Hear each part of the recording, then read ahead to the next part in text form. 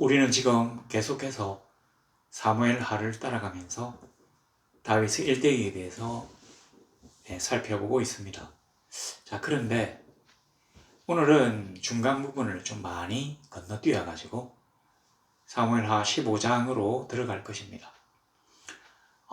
이 중간에 있는 부분을 왜 건너뛰느냐 하면 너무 표륜적이고 선정적이고 잔인하기 때문에 우리 교인들의 그 여린 심령을 파괴할 수 있기 때문에 제가 부득이 이걸 뛰어넘기로 했습니다.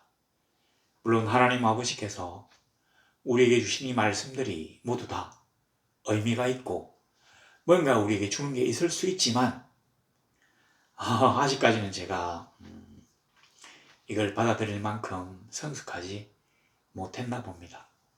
그래서 우리 이런 요 앞에 13장, 14장 설교는 좀 먼 훗날로 미뤄두고 오늘은 15장으로부터 시작합니다.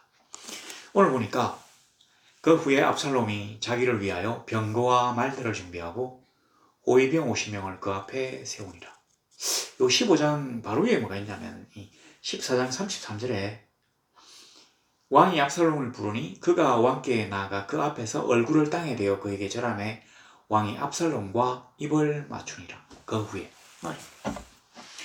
그러니까 이 압살롬이 다윗 왕 자기 아버지와 화해하고 난 후에 압살롬이 갑자기 어떤 식으로 반응하는 거 아니? 병거와 말을 준비하고 호위병 50명을 세웠대요. 이게 이제 왜 호위병 50명인가? 또 병거와 말을 준비했다는 게 어떤 의미인가 한다면 실제로 이것은 이스라엘에서는 다음번 왕, 그러니까 왕의 후계자에게 주어지는 영예입니다. 이 사람이 다음번 후계자라고 하는 표시가 바로 이 병거, 말, 그리고 말은 기병이겠죠? 아니면 병거를 매는 말인가? 여하튼 거기다가 50명의 고위병. 이렇게 이제 만드는 게 태자라는 얘기죠. 다음번 세자나 다음번 왕위를 이을 후계자다. 근데 이거를 아버지가 아들에게 그런 영광을 허용한 게 아니라 자기 스스로 마련했다고 합니다. 바로 여기서부터 압살롬의 행동 패턴이 보여요. 그의 행동이 어떤 방향으로 나아갈지가 지금 정해진 것과 마찬가지입니다. 실제로 그가 아버지 다윗과 화해하고 난 다음에 그의 마음속에 어떤 게 들었느냐 하면 이 뭔가 내가 다음번 왕이 되어야 되겠다. 아마 아버지가 자기를 다시 용서해주고 화해하면서 그 끔찍한 범죄를 저질렀음에도 불구하고 어떠한 책벌 이런 게 없었기 때문에 어쩌면 아버지를 약간 만만하게 봤는지도 모르겠어요. 어쩌면 다윗이 너무 자기를 사랑한다는 것을 깨닫고는 내가 웬만한 일을 저질러도 아버지는 다 눈 감아 주시겠구나 라고 생각했는지도 모르겠습니다. 어떤 나라든지 수많은 왕자들 가운데 다음번 왕이 된다는 것은 엄청나게 큰 경쟁과 위험을 내포하는 것이에요. 대부분의 나라에서 왕자들은 자기의 경쟁자입니다. 다르게 말하면 적이죠. 그래서 어떤 왕자가 왕이 된다면 그와 함께 경쟁했던 대부분의 왕자들은 죽거나 추방되거나 그렇게 됩니다. 자, 그런데 이제 이 압살롬이 이렇게 만들어가지고 뭘 하는 거 아니? 2절에 보시면 일찍 일어나 성문길 곁에 서서 어떤 사람이든지 송사가 있어 왕에게 재판을 청하러 올 때 그 사람을 불러 이르되 너는 어느 성읍 사람이냐 하니? 이런 식으로. 자, 이제 이 사람이 백성들의 민심을 갖다가 자기에게로 끌어오기 위한 공작에 들어갔어요. 여기 성문곁이라면 예루살렘 성문곁이에요. 그 당시 예루살렘 성은 지금처럼 이 큰 성이 아니고 아주 작은 시온산성, 다윗성과 그 위쪽에 있는 다윗이 새로 정축한 그런 정도의 성을 얘기하는데 이 성문 곁에 서 있었다는 말, 이 성문이 4개인데 어디에 서 있었습니까? 북쪽에 있는 성문에 서 있었다는 얘기죠. 왜냐하면 나머지 3대는 전부 다 그 계곡에서 올라오는 길이기 때문에 뭐 제대로 된 성문이라고 할 수가 없거든요. 근데 북쪽만 유일하게 평지가 이어지기 때문에 아마 이쪽으로 사람들이 많이 왔다 갔다 했던 모양입니다. 여기 이제 예루살렘 성 안이 아니라 성 바깥에 서서, 그런데 반드시 왕의 궁전에 가려고 하면 거쳐야 된다고 하는 막 그런 지역. 그래서 저도 가봐서 잘 모르겠어요. 그리고 예루살렘 성이 많이 바뀌었어요. 지금은 엄청나게 커진 겁니다. 여하튼 이제 그 바깥에 서가지고 사람들, 여기 이제 오는 사람들은 대부분이 왕에게 재판거리를 갖고 오는 사람들이에요. 억울함을 갖다 이기지 못해가지고 왕에게 송사하려고 오는 사람들이에요. 자, 이런 사람들에게 불러가지고 너는 어느 성읍 사람이냐고 물어봐요. 그러니까 이 압살롬이 머리가 굉장히 좋았던 모양인데 그냥 오는 사람들을 막 이렇게 접대하는 게 아니라 어디 출신인지를 먼저 물어봅니다. 그러면 뭐 종은 어디 지파 사람이다 이런 식으로 이제 얘기하니까 이 압살롬이 요즘 말 나오면 여론조사를 한 거죠. 아니면 뭐 인구 센서스 그까지는 아니고 여론조사를 한 거예요. 어떤 지파에서 가장 다윗에게 왕에게 불만을 많이 갖고 있느냐, 어떤 사람이 가장 다윗으로부터 혜택을 입지 못하고 있느냐, 다르게 말하면 박해를 제일 많이 받는 지파가 어느 지파냐, 이걸 알아보려고 물어본 거예요. 왜냐하면 왕과 가장 척해진 사람들일수록 자기의 반란에 동조하기가 쉬울 것이기 때문입니다. 실제로 압살롬이 머리를 잘 굴린 거죠. 국민적인 영광, 나라의 부강함, 영토의 엄청난 개척, 수많은 검은 보화들, 많은 포로들, 미인들, 코끼리, 상아, 그 다음에서 공작, 그 다음 뭐 이렇게 원숭이, 그 다음에 담비의 털, 뭐 이런 어떤 신기한 재물들이 이스라엘 나라에 많이 들어온다고 하는 것은 다른 나라 사람들이 정신이 없어가지고 이스라엘에게 그냥 갖다 주는 게 아니에요. 빼앗은 거거든요. 그리고 동서교육의 중심을 딱 차지하고 앉아가지고 상인들에게 세금으로 징수하는 것입니다. 특별히 이런 도로를 닦는다든지 성벽을 쌓는다든지 또 외적과 싸운다든지 하는 것은 굉장히 일반 백성들에게는 힘든 일입니다. 전쟁이 한번 일어나면 신체 건장한 청년들, 중년들 정도까지는 다 무기를 들고 징집이 돼요. 그리고 그 징집이 안 되는 사람들은 뒤쪽에서 이 군대 군수 물자를 만들고 세금을 막 이렇게 내고 뭐 이런 식으로 이제 또 전쟁의 그 어떤 광기에 고통을 받게 됩니다.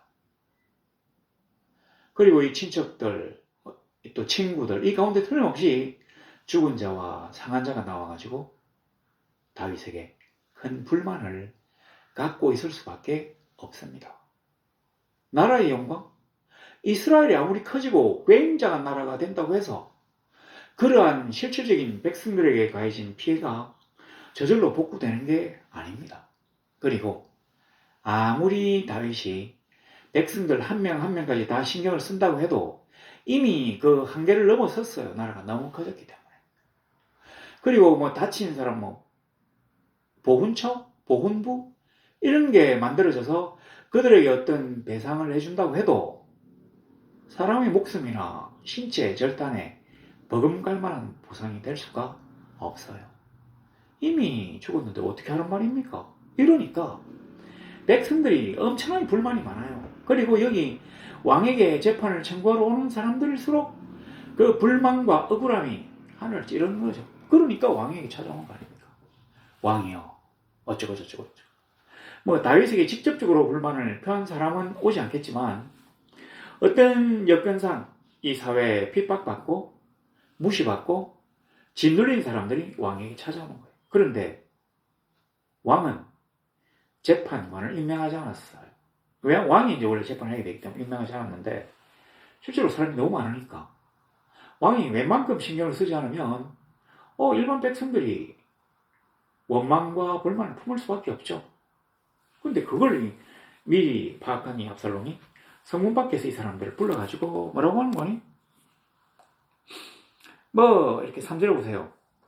그에게 이르기를 보라 내 일이 옳고 바르다마는 내 송사를 들을 사람을 왕께서 세우지 아니하셨다 하고 이제 들어주는 거죠.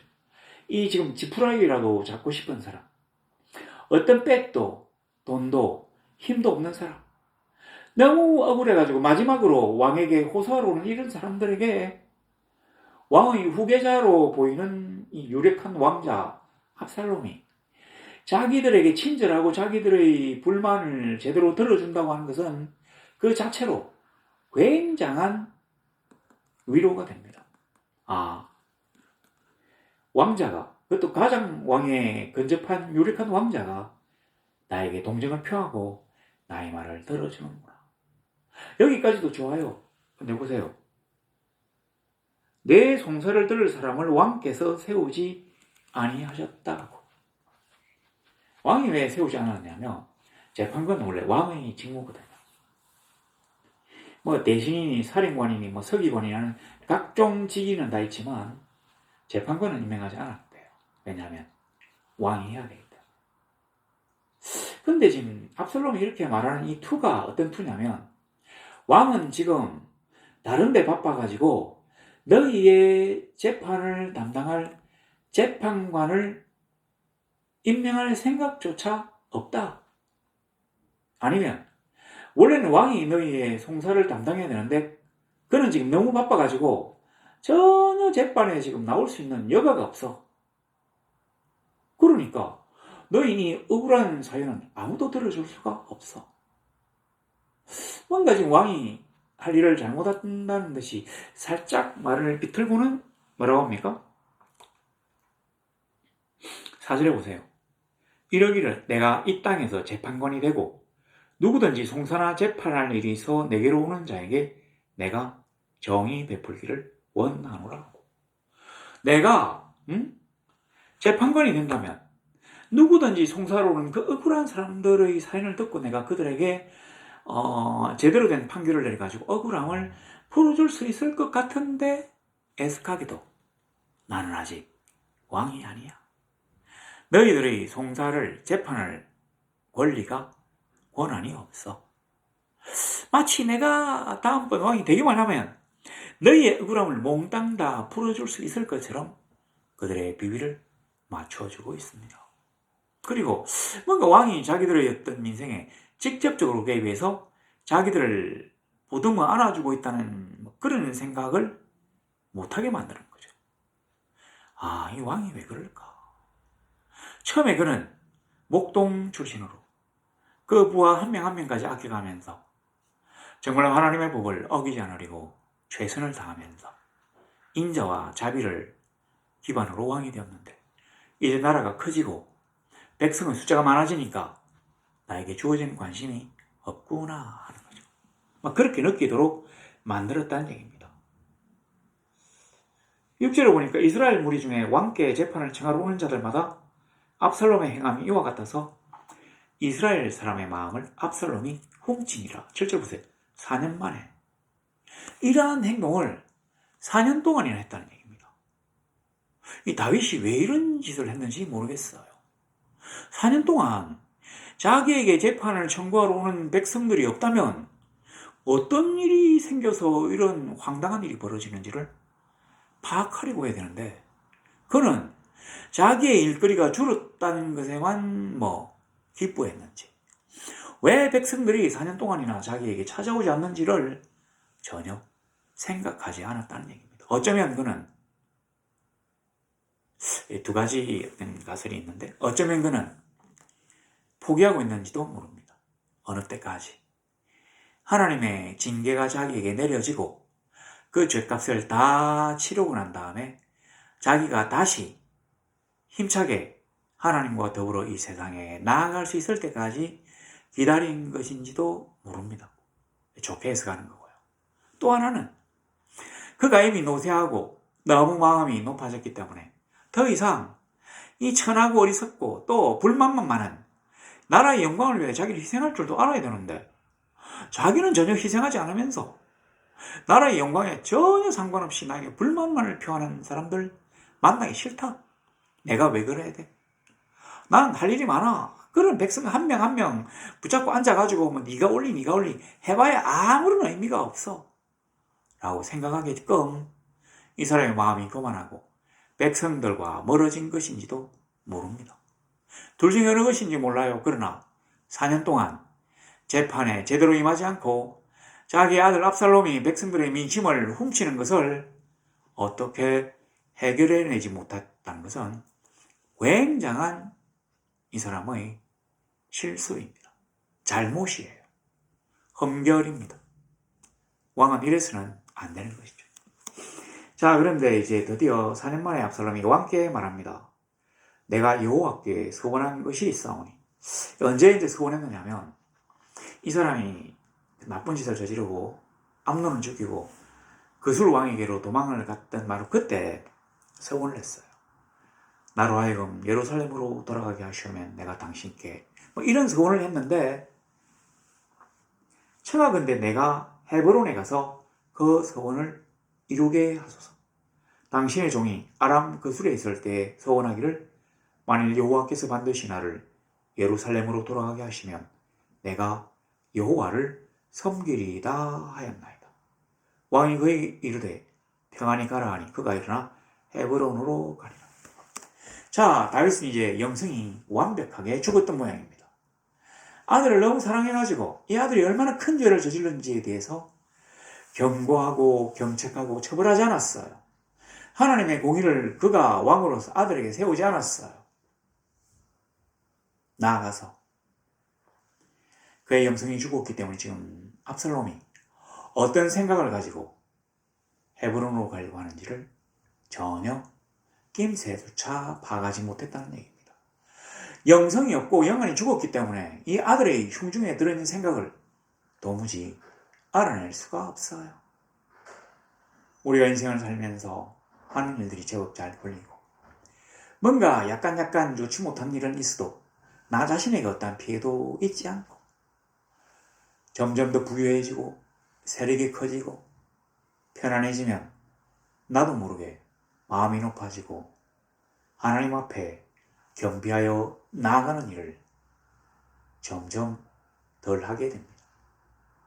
왜냐하면 하나님이 나를 도와주시지 않아도 그가 나의 앞에서 나의 길을 인도하시지 않아도 내가 어떻게 해야 될지도 알고 나에게 시비 거는 사람도 없고 세력이 크니까 돈이 많으니까 부족한 것도 없어요.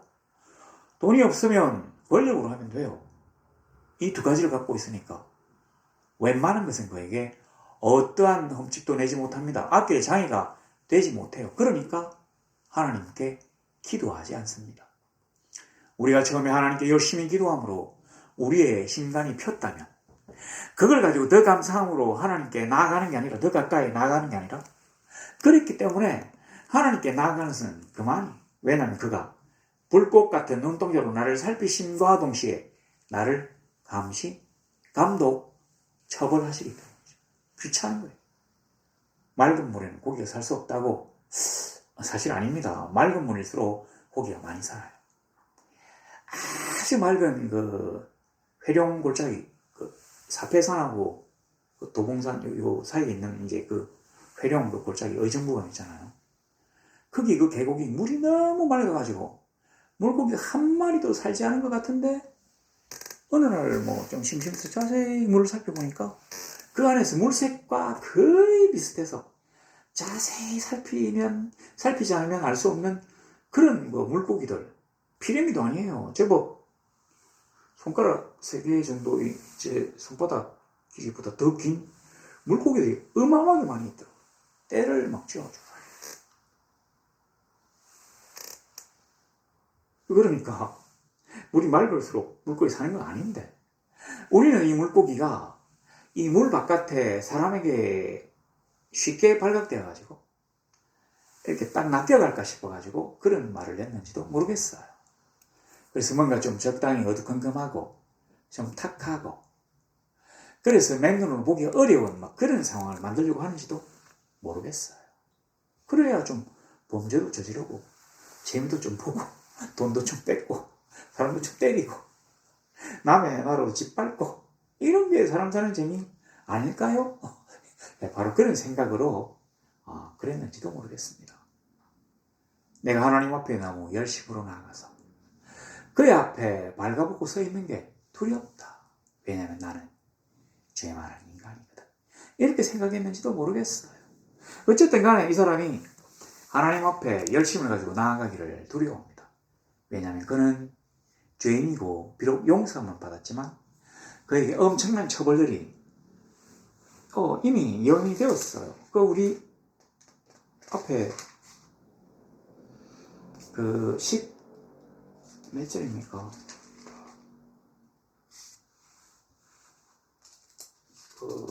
여기 있네요. 12장 10절, 11절, 12절, 13절 보세요. 내가 너와 내 집에 재앙을 일으키고 내 집에서 영원토록 떠나지 아니하. 뭐가요? 칼이. 또 내 눈앞에서 내 아내를 빼앗아 내 이웃들에게 주리. 누가요? 내가, 여호와가. 이런 어떤 징계를 선고받고는 모든 게 막 자기 마음에서 떠나가지고 국정에서 손을 놓고 기다리고 있었는지도 모르죠. 그러니까 자포자기, 더하기, 용서받고 난 다음에 내가 열심히 하지 뭐 이랬는지도 모르겠어요. 어쨌든 간에 그는 초심을 버렸습니다. 영안이 어두워졌어요. 전혀 국정에 열심을 내지 않습니다. 그래서 아들에게 반란을 일으킬 수 있는 빌미를 제공한 것이에요. 그는 무려 4년 동안 국정에서 손을 떼었습니다. 사태는 걷잡을 수 없이 악화되었습니다. 자, 이제 보면, 그래서 가라 하니까 이제 갔어요. 여기 보시면 왕이 그에게 이르되 평안해라 샬롬. 근데 이 압살롬의 마음속에 평안이 지금 있습니까? 아니에요. 그는 아버지로부터 책망받지도 않고 어떤 벌도 받지 않았어요. 그럼에도 불구하고 아버지를 사랑하거나 그에게 미안해하거나 또는 앞으로 내가 잘해야 되겠다고 다짐한 것이 아니라 더 적극적으로 더 일찍 자기를 품어주지 않은 것에 대한 원망, 그리고 혹시라도 다른 아들에게 왕자리를 물려줄지도 모른다고 하는 질투, 이런 것에 사로잡힌 것입니다. 그를 봐야 내가 뺏들자. 자, 그런데 10절에 보세요. 이에 압살롬이 정탐을 이스라엘 모든 지파 가운데 두루 보내 이르기를 너희는 나팔 소리를 듣거든 곧 말하기를 압살롬이 헤브론에서 왕이 되었다 하라 하니라. 이 나팔은 전쟁 개시 할 때하고 전쟁에서 승리했다 하나님께 찬양할 때하고 두 번만 울리게 돼 있어요. 여기서는 뭐냐면 이제 이것도 전쟁이라고 봐서 이제 압살롬이 반란에 성공해가지고 왕위에 즉위한 것을 기념하여 여호와께 제사를 지내는 축제 시간이 돌아왔다고 나팔을 불었다는 거죠. 그러면 미리 이제 기별이 되어 있는 이 전령들이 각지에서 압살롬의 덩극을 찬송하면서 왕만세, 압살롬 왕만세를 부르도록 해두었다는 것입니다. 보세요. 우리가 교만하고 나태하고 영안이 어두워서 하나님 앞에 엎드리지조차 아니할 때에도 우리의 원수 마귀는 엄청나게 신경을 써가지고 이미 전국적으로 자기의 수하들을 다 풀어가지고 말을 맞춘 상태예요. 이미 반란이 조직화가 되었다는 얘기입니다. 백성들 사이에 깊이 파고들었어요. 그리고 또 11절에 보면 그때 청함을 받은 200명이 압살롬과 함께 예루살렘으로부터 헤브론으로 내려갔으니 그들은 압살롬이 꾸민 그 모든 일을 알지 못하고 그저 따라가기만 한 사람들이라. 아마 이게 이제 필요가 없는 말인데 이걸 일부러 적어 놓았던 이유는 아직까지 일반 백성들은 몰라도 관료들, 귀족들, 이런 세력가들 사이에서는 다윗에 대한 지지가 비교적 확고하다는 얘기를 하고 싶었던 겁니다. 근데 이 통치자가 통치를 받는 자들과 피치자들과의 사이가 떠 있으면, 그래서 의사소통이 되지 않는다면 굉장한 문제를 초래합니다. 자기가 아무리 좋은 생각을 가지고 좋은 정책을 펼치려고 해도 이 백성들이 어리석기 때문에 그 결과가 자기들에게 영향을 미칠 때까지는 전혀 알지 못해요. 그리고 누가 나와가지고 선동하고 다른 쪽으로 이끌어 간다면 그냥 따라가요. 아는 사람들, 배운 사람들이 볼 때는 어떻게 저렇게 어리석을 수가 있지? 라고 생각할 수 있지만 막상 그 백성들 입장에서는 누가 왕이 돼도 자기하고는 상관없거든요. 누가 자기에게 더 이익을 주는지만 상관이 있기 때문에 막 따라가는 거예요. 왜 여기 이제 200명은 모르고 따라갔대요. 자, 그런데 잘 보세요. 제사 드릴 때 압살롬이 사람을 보내 다윗의 모사 길로 사람 아히도벨을 거의 성읍 길로에서 청하여 온지라. 반역한 일이 커가매 압살롬에게로 돌아온 백성이 많아지니라. 우리 이제 뒤에도 있지만 이까지만 봅시다. 제사 드릴 때, 그러니까 압살롬이 여호와께 제사를 드리고 난 다음에 거기 이제 있는 음식으로 막 잔치를 벌일 때라고 생각할 수 있어요. 제사를 드리고 난 다음에 이 삶은 고기를 끄집어내가지고 이거 막 잘라가지고 먹잖아요, 사람들이. 그거 이제 같이 먹자고 아히도벨을 청하여 왔대요. 그래서 반역이 더 커졌답니다. 이 아히도벨은 어떤 사람이냐? 진짜 하나님이 어떤 하시는 일들을 보면 이게 아주 아기가 맞아 있어. 하나가 잘못되면 이 하나가 또 잘못될 수밖에 없도록, 거꾸로 얘기하면 이게 잘 되면 요 뒤에 영향을 미치는 것도 잘 될 수밖에 없도록, 그래서 선한 결과가 나올 수밖에 없도록 하나님이 아주 정교하게 일들을 만들어 놓으셨어. 이 아히도벨은 이스라엘 제1의 모사죠. 다윗의 모사. 근데 길로 사람이라는 이 길로는 아마 헤브론에서 한 20리쯤 떨어져 있대. 그러니까 제사 지낼 때 이제 부르면 갔다가 데리고 오면 잔치에 같이 참여할 수 있겠죠. 그런 식으로 불렀다니. 근데 이 사람이 왔어요. 왜 왔습니까? 분명히 모사를 갖다가 초빙할 때는 뭔가 큰 군사적인 그 일들을 획책하기 때문에, 꾸미려고 하기 때문에 모사를 갖다가 초빙한 거예요. 그럼에도 불구하고 이 아히도벨이 왔어요. 아히도벨이 돌아가는 상황을 보고 판단을 하지 못한다면 그는 이스라엘 왕국 제1의 모사라는 칭호가 무색해지는 사람이죠. 그가 그 정도로 머리가 돌아갔다는 얘기입니다. 보니까 뭔가 지금 압살롬이 뭔가 이상한 생각을 하고 있는 것 같아요. 그래서 유력한 사람 200명을 끌고 와가지고 헤브론에 뭔가 둥지를 털려고 하는 그런 생각이 보여요. 이 헤브론은 네게보의 성벽으로 보호받는, 그리고 해발 한 900m 이상이 되는 굉장한 고지에 있는 튼튼한 성이죠. 이전에 다윗이 여기에서 7년 반 동안 나라를 다스렸습니다. 근데 다윗이 유다의 왕이 아니라 이스라엘 전체의 왕이 되므로 수도를 예루살렘으로 옮겼어요. 그 이제 군대를 끌고 와서 예루살렘 등을 정복하고 성벽을 좀 보강하고 넓히고 난 다음에 수도를 옮기니까 어떻습니까? 이 헤브론 사람들이 수도, 그러니까 왕도의 사람에서 그냥 평범한 지방 도시의 사람으로 신분이 격화돼요. 옛날에는 별게 없어요. 그러니까 왕 옆에 사는 사람이 제1신분이에요. 왕과 귀족들, 제사장들이 있지만 이거 빼고 일본이 왕도에 사는 사람들이에요. 그래서 예루살렘 성을 보면 일반 평민이 거주하는 구역은 별로 없어요. 대부호들, 귀족들, 제사장들도 이 성 안에 다 못 살아가지고 그 인근 마을에 막 살고, 심지어 여리고까지 내려갔다가 올라오고 그런 지경이거든요. 누가 제일 불만이 많겠습니까? 도시 성읍 사람들 치고는 헤브론 사람들이 제일 불만이 많아요. 이거 알아내려고 이 사람이 왕에게 재판을 갖다가 걸려오는 사람들에게 고향을 묻는, 어디 출신이냐? 헤브론요. 그래? 어디 출신? 헤브론요. 헤브론 사람들이 오면서 제일 불편을 느낀 게 뭐겠습니까? 옛날에는 몇 발짝 떨어지면 왕에게 송사할 수 있었는데 이제는 산 넘고 물 넘고 강 넘고 계곡 넘고 엄청나게 와야 비로소 송사를 할 수 있어요. 당연히 불만이 생기죠. 또 왕도가 아니기 때문에 시안이 형편없어요. 세금이 엄청나요. 왕도는 자기가 총애하는 사람들이 사는 곳이기 때문에 세금이 매우 작거나 면제되었을 확률이 높습니다. 자기 지지 세력이거든요.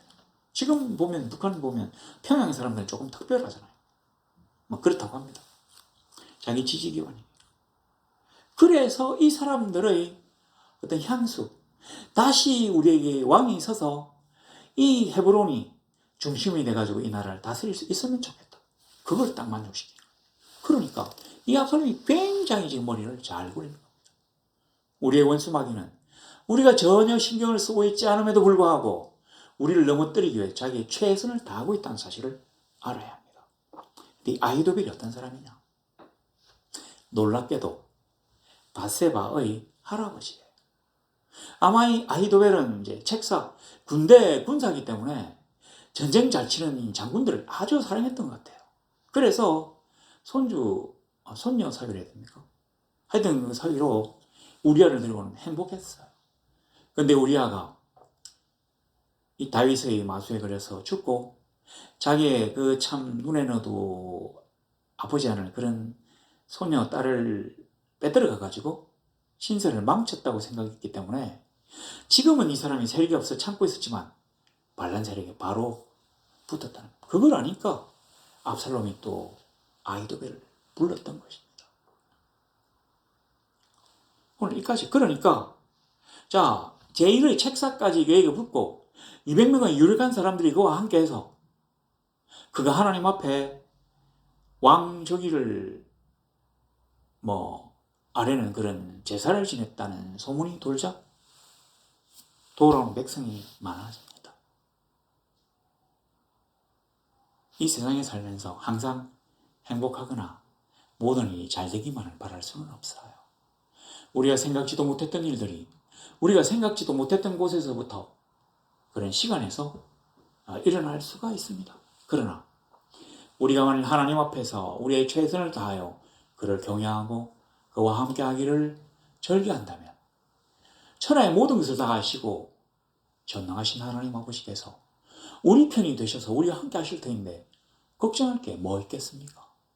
우리가 하나님과 차단되고 하나님과 멀리 떨어졌기 때문에 우리 인간의 눈으로 살피지 못했던 곳에서 좋지 않은 일들이 일어날 수가 있고 이렇게 되었을 때 다시금 하나님 앞에 와가지고 울며 불며 막 매달리면 얼마나 시간이 많이 소모되겠어요.